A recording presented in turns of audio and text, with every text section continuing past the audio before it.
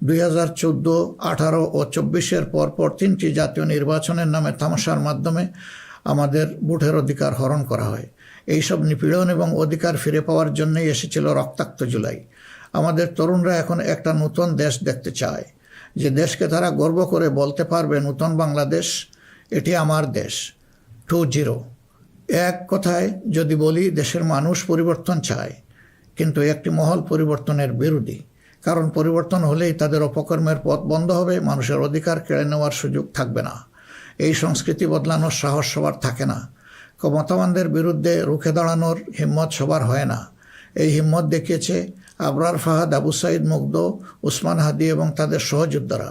তাদের রক্তের শপথ নিয়ে নতুন প্রজন্মের লক্ষ লক্ষ সাহসী সন্তান আজ এই পরিবর্তনের জন্য প্রস্তুত। এই দেশ আমাদের সময়ের এই সাহসী সন্তানদের হাতেই তুলে দিতে চাই, কারণ বাংলাদেশের ভবিষ্যৎ এই তরুণরাই রচনা করবে। এই তরুণরা পরিশ্রমী, তরুণরা সাহসী, তারা মেধাবী। এই তরুণরাই পরিবর্তনকে ভালোবাসে।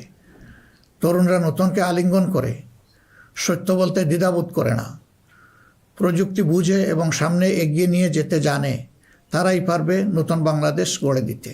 আমরা তোমাদের হাত ধরতে চাই, জুলাইয়ের মতো কাঁধে কাঁধ মিলিয়ে দেশ গড়ার কাজে সঙ্গী হতে চাই, প্রচলিত ধারা বদলাতে চাই, দেশটা বিভেদ এবং বিভাজনের রাজনীতি থেকে মুক্ত করতে চাই, মানুষের জীবনে শান্তি ফিরে আসুক, এটি আমাদের প্রয়াস, এই আমাদের চাওয়া। সবাইকে নিয়ে ঐক্যের বাংলাদেশ গড়তে চাই, এমন বাংলাদেশ যেখানে কেবল পারিবারিক পরিচয়ে কেউ দেশের চালকের আসনে বসতে পারবে না, এমন বাংলাদেশ যেখানে রাষ্ট্র হবে সবার, সরকার হবে জনগণের।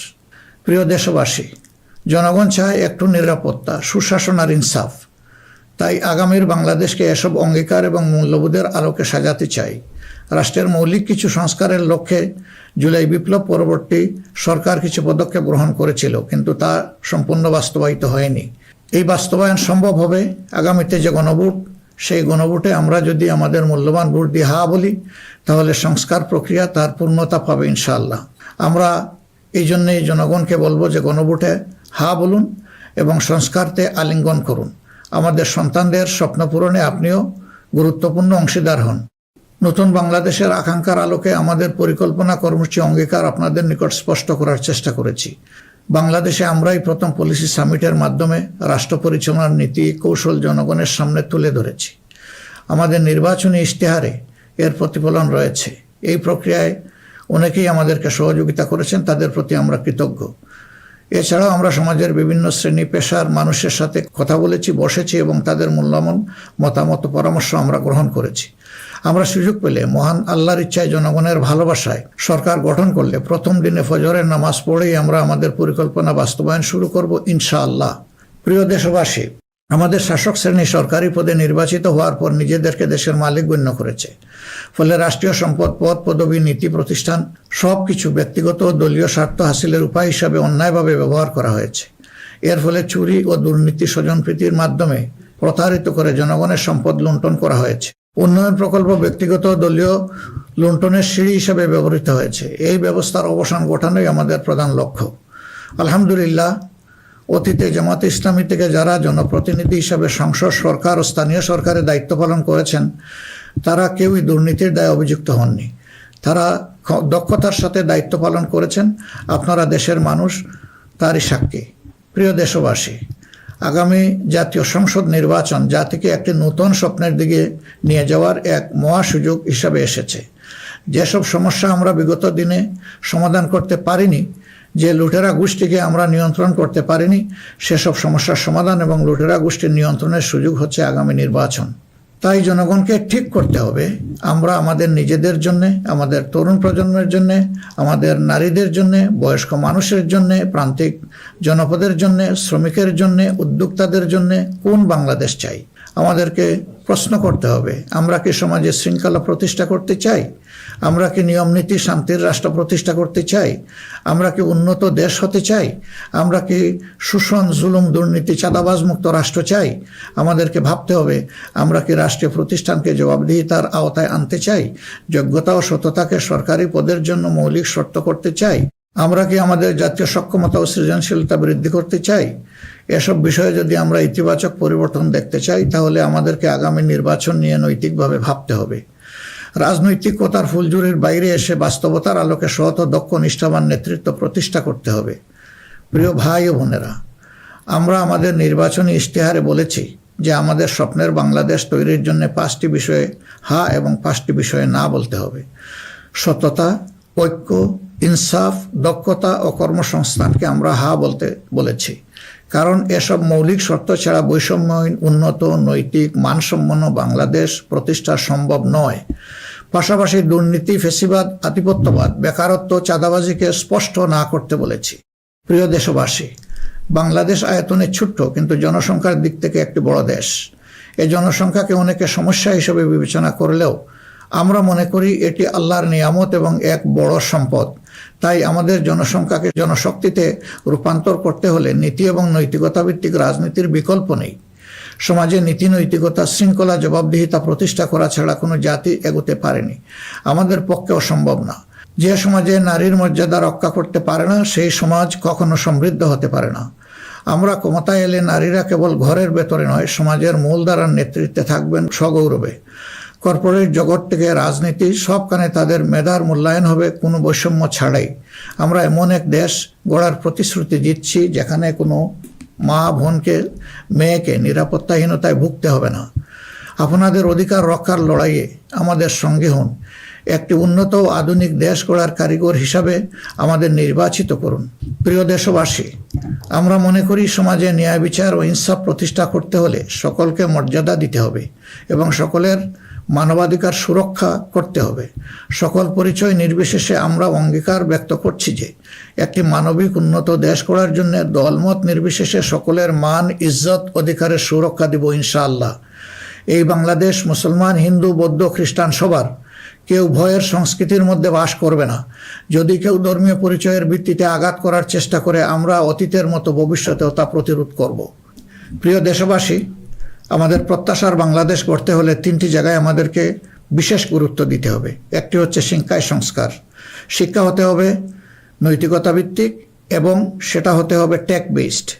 এখনকার দুনিয়া সারাই প্রযুক্তিভিত্তিক শিক্ষার উপর নির্ভরশীল। আমরা সেই শিক্ষা থেকে বঞ্চিত। আমাদের সন্তানদের হাতকে আমরা দক্ষ কারিগরের হাত হিসেবে গড়ে তুলতে চাই এবং তাদের হাতে হাতে আমরা কাজ দিতে চাই। আমরা কোনো বেকার ভাতা তাদেরকে তুলে দিতে চাই না। দ্বিতীয় জায়গাটা হচ্ছে বিচারাঙ্গন।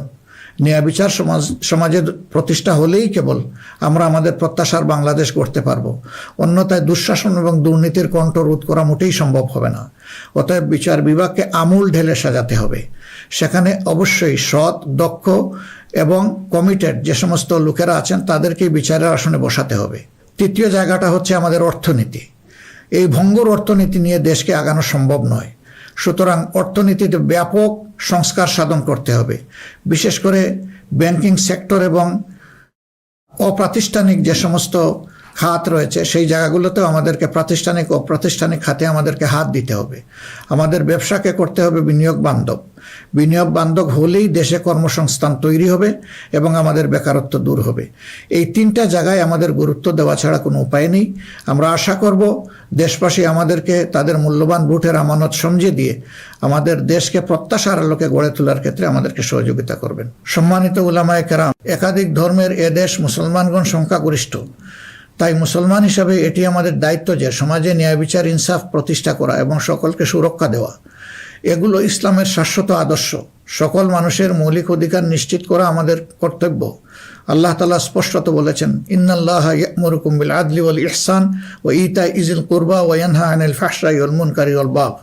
আমাদেরকে স্পষ্টভাবে আল্লাহ এই নির্দেশ দিয়েছেন। এ দায়িত্ব আমরা সকলে মিলেই পালন করব। তাবলিগি জামাত সহ ধর্মীয় মহলের ভাইদের প্রতি আমাদের আহ্বান, আপনারা দিনের জন্য যে মেহনত করছেন, দেশ গড়ার কাজেও আপনারা আমাদের সাথে গুরুত্বপূর্ণ ভূমিকা রাখবেন বলেও আমরা গভীরভাবে বিশ্বাস করি। আমরা অঙ্গীকার করছি ভবিষ্যতে কেউ আপনাদেরকে অন্যায়ভাবে বিভিন্ন বিশেষণে ট্যাগ দিয়ে নির্যাতন করার সুযোগ পাবে না। বিচার বহির্ভূতভাবে আপনাদেরকে আর হত্যা করার দুঃসাহস কেউ দেখাবে না। আমরা জানি অতীতে আপনাদের কোনো মানবাধিকার ছিল না। এ অবস্থার পরিবর্তন ঘটানো হবে নতুন বাংলাদেশের অন্যতম প্রধান লক্ষ্য। জাতীয় নীতি পদ্ধতিতে আপনাদের আনুষ্ঠানিক অবদান ও ভূমিকাকে জোরদার করা হবে। আন্তর্জাতিক মহল যারা আমাদের পরীক্ষিত পরিচিত বন্ধু, তাদের সাথে আমাদের সম্পর্ক হবে সমমর্যাদা এবং সমতার ভিত্তিতে। আমরা অন্যের ভৌগোলিক অখণ্ডতাকে সম্মান করি এবং শ্রদ্ধা করি, তেমনি সকল দেশের সাথে বন্ধুত্ব প্রতিষ্ঠাকে অগ্রাধিকার দিব। তবে আমাদের জাতীয় স্বার্থ মর্যাদা, জাতীয় উন্নয়ন, অগ্রাধিকার আন্তর্জাতিক সম্পর্ক নির্মাণে প্রধান ভূমিকা রাখবে। বৈশ্বিক উন্নয়ন চ্যালেঞ্জ সমূহ, বিশেষত জলবায়ু পরিবর্তন নিরসনে আমরা সাধ্যমতো ব্যবস্থা গ্রহণ করব এবং তা হবে স্বচ্ছতার ভিত্তিতে পরিচালিত। নিপীড়নের শিকার হয়ে আশ্রয় নেওয়া রোহিঙ্গা জনগোষ্ঠীকে তাদের নিজ দেশে নিরাপদ এবং সম্মানজনক প্রত্যাবর্তনের জন্য সব ধরনের কূটনৈতিক তৎপরতা জোরদার করা হবে ইনশাআল্লাহ। প্রবাসী ভাই ও বোনেরা, জন্মভূমি থেকে 1000 মাইল দূরে অবস্থান করেও জুলাইয়ের অভ্যুত্থানে আপনারা গুরুত্বপূর্ণ ভূমিকা রেখেছেন, জেল জুলুমের শিকার হয়েছেন, ত্যাগ স্বীকার করেছেন। ইতিমধ্যে আপনারা আপনাদের ভোটাধিকার প্রয়োগ করে নতুন বাংলাদেশে নিজেদের অধিকার প্রতিষ্ঠার পথে ইতিহাস রচনা করেছেন। আমি এতে আনন্দিত। আগামী দিনে দেশ গড়ার এই অভিযাত্রায় আপনাদের সক্রিয় অংশগ্রহণ ছাড়া আমাদের নতুন বাংলাদেশের স্বপ্ন অপূর্ণই থেকে যাবে।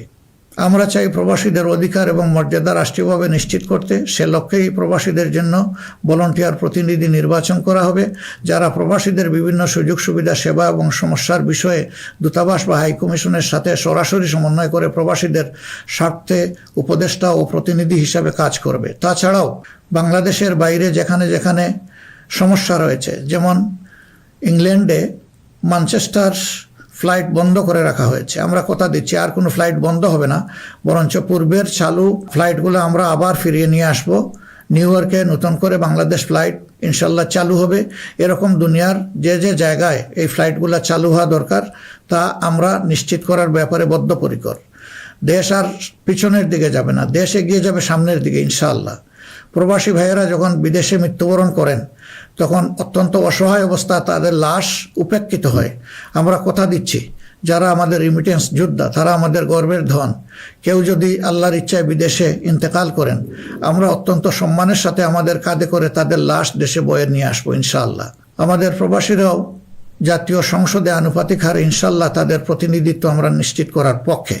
প্রবাসীদের সঙ্গত সমস্ত বিষয়গুলো আমরা গুরুত্বের সাথে বিবেচনায় নিয়ে দেশে যাতে কোনোভাবে তারা নিপীড়নের শিকার না হন তা আমরা নিশ্চিত করব ইনশাল্লাহ। প্রিয় দেশবাসী, নির্বাচনী প্রচারণা শুরু হওয়ার পর থেকে দেশের বিভিন্ন প্রান্তে আমরা গিয়েছি। আপনারা আমাদের সভা সমাবেশে যোগ দিয়েছেন, আমাদের কথা শুনেছেন। আপনাদের ভালোবাসা, অংশগ্রহণ ও সহযোগিতায় আমরা অভিভূত, আমরা মুগ্ধ। আমরা আপনাদের প্রতি চিরকৃতজ্ঞ। আমাদের নির্বাচনী প্রচারণা বা অন্যান্য কার্যক্রমে কেউ কষ্ট পেয়ে থাকলে আপনাদের কাছে আমরা ক্ষমা প্রার্থী। আগামী নির্বাচন সুষ্ঠুভাবে আয়োজন করা সকল রাজনৈতিক দলের নৈতিক দায়িত্ব। তাই আমাদের আহ্বান হবে নির্বাচনী আচার আচরণ বিধিগুলোকে সম্মান জানানো এবং প্রতিদ্বন্দ্বী রাজনৈতিক দলের বৈধ অধিকারকে সম্মান করা। সুষ্ঠু নির্বাচন আয়োজনের মাধ্যমে রাজনৈতিক স্থিতিশীলতা নিশ্চিত করা হবে আমাদের রাজনৈতিক অঙ্গীকার। প্রশাসন ও আইন শৃঙ্খলা রক্ষাকারী বাহিনীর সদস্যরা নিরাপত্তার দায়িত্ব তারা পালন করেছেন অত্যন্ত নিষ্ঠার সাথে। আমাদের সাংবাদিক ভাই এবং বোনেরাও অনেক কষ্ট করে আমাদের বিভিন্ন অনুষ্ঠান কভার করেছেন। আপনাদের প্রতি গভীরভাবে আমরা কৃতজ্ঞ। আপনাদের ঋণ শোধ করতে পারবো না, আপনারা ভালো থাকবেন। আমাদের দলের বিভিন্ন পর্যায়ে নেতাকর্মী, শুভাকাঙ্ক্ষী এবং নির্বাচনী জোটের নেতৃবৃন্দ কর্মীগণ নিরলস পরিশ্রম করে যাচ্ছেন, আর্থিক ত্যাগ করেছেন। শেরপুরে আমার ভাই রেজাউল করিম প্রতিপক্ষের নির্মম আঘাতে শাহাদত বরণ করেছেন। আল্লাহ রাব্বুল আলামিন তার এই ত্যাগকে কবুল করুন এবং তাকে শহীদ হিসাবে কবুল করুন। আমাদের ভাই জনাব মোহাম্মদ নুরুজ্জামান বাদল, যিনি শেরপুর 3 আসনের প্রার্থী ছিলেন, তিনি ইন্তেকাল করেছেন। আল্লাহ তাকে উত্তম পুরস্কার দিন এবং জান্নাত নসিব করুন। প্রিয় দেশবাসী, আমরা আন্তরিকভাবে বিশ্বাস করি যে রাষ্ট্রীয় দায়িত্ব হচ্ছে আমানত। রাষ্ট্রীয় দায়িত্ব কোনো উপভোগের বিষয় নয়। সর্বাবস্থায় আমরা স্মরণে রাখব আমরা প্রত্যেকে দায়িত্বশীল এবং আমাদের দায়িত্বের ব্যাপারে জিজ্ঞাসাবাদ করা হবে। আমরা হযরতে ওমরের সেই বিখ্যাত উক্তি ও দায়িত্বশীলতা মনে রাখব যে ফুরাত তীরে একটি কুকুর না খেয়ে যদি মরে তাহলে তার জন্যও তাকে জবাবদিহি করতে হবে। আল্লাহর নির্দেশ অনুসারে আমরা ন্যায় বিচার প্রতিষ্ঠায় অঙ্গীকারবদ্ধ থাকব ইনশাআল্লাহ। আশা করি আপনারা আমাদের অঙ্গীকার ও স্বপ্নকে বিশ্বাস করে জাতীয় সংসদ নির্বাচনে আমাদের প্রতি সমর্থন জানাবেন।